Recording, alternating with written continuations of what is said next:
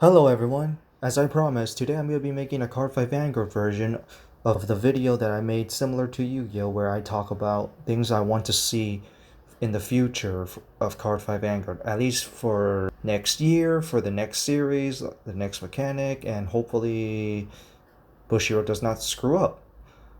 So first, I want to say I don't need another main deck mechanic, please. I don't need another main deck mechanic that requires using the actual main deck to actually activate. Seriously. And why I say that is because one, every for Cardfight Vanguard, it's always you replace cards like there's like a pseudo limit on how many cards that you can put type of cards that you can put in the deck. So usually you put 8 grade 3s, 11 grade 2s, 14 grade 1s, and of course there's the 17 grade 0s, which 16 have to be triggers. So this is why I'm saying I don't want another mechanic that is that requires the main deck to activate. Mainly, basically, the one things like imaginary gifts. Like, I do like the idea of imaginary gifts, but my problem with the imaginary gift mechanic is that it revolves around riding a grade 3. And that's, to me, is kind of a little issue when it revolves a grade 3 in the main deck, because then you're going to end up replacing the grade 3s every time when new sets come out, especially when they're pretty much going to be very high rarity compared to back in the G era, where G units, they're pretty much not really replaced, rather just extra options, kind of like Yu-Gi-Oh's extra deck. It's really just for extra options to play with right now with the G zone. I'm actually thinking more of a stride mechanic, basically a stride mechanic that requires imaginary gifts, or just use imaginary gifts as a cost, so at least that it doesn't devalue the imaginary gift mechanic along with it. That's something I was thinking about. Something like imaginary change. As long as it's not going to revolve around using the main deck. I mean, it's using the main deck as a cost is fine, but at least it doesn't require you to ride something like a grade 3. Next, I actually would recommend Bushiro to stop making all the big generic cards as high rarity. And why I say that is because I'm talking about this in a budget standpoint. First of all, they made trial decks where there's playset of your main cards, so newer players would come in. But yet they make their booster sets like all those generic cards as high rarity. The cards like Flame of Hope Airmo, which is a 4 of, is a triple rare with no SP versions at the time. I hope they don't do this for the next series.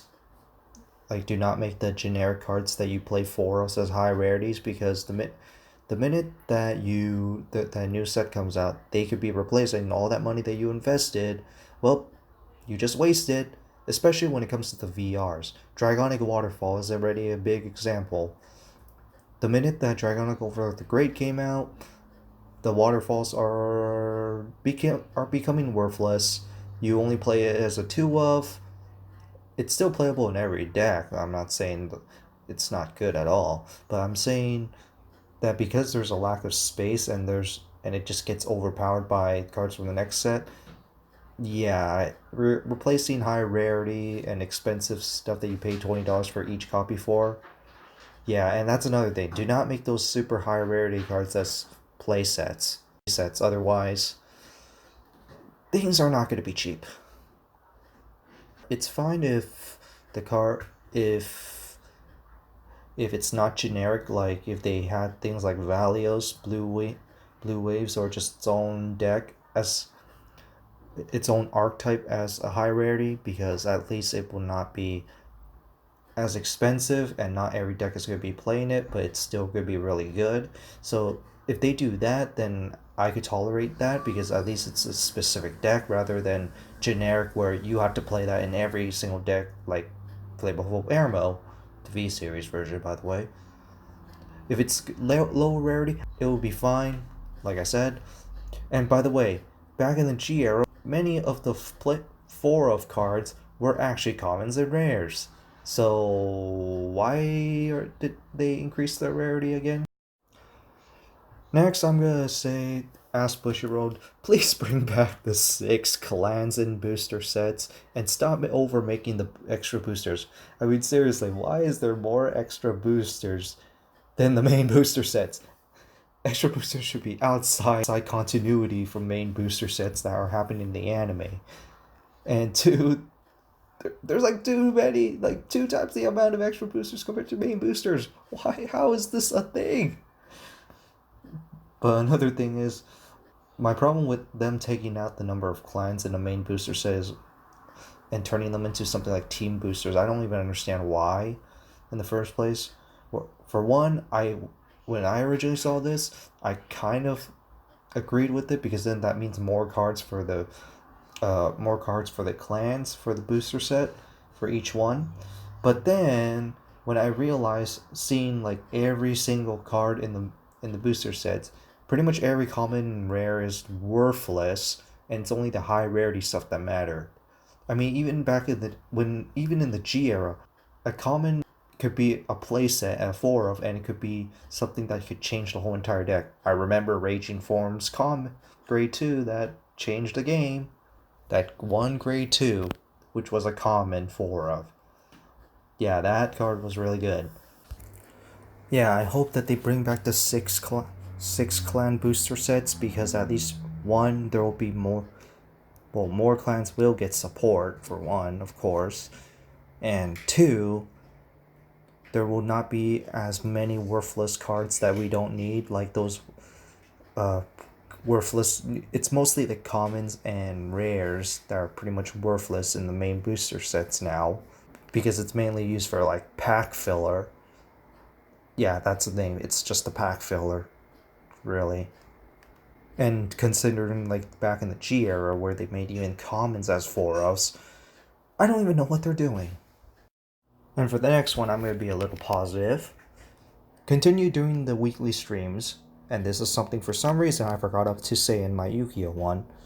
Yes, I do like this weekly streams for updates, to see like card reveals and all that. It gets me kind of a little hyped seeing like what's the next card, what's the next special card. So continue doing that, and continue your standard of every clan gets support for at least once a year. But do not shaft your clans again. Please do not shaft the clan like Gear Chronicle has been shafted 14 months. Please, just don't do that. But at least that you were kind of consistent, Bushiroad, with releasing clans once per year.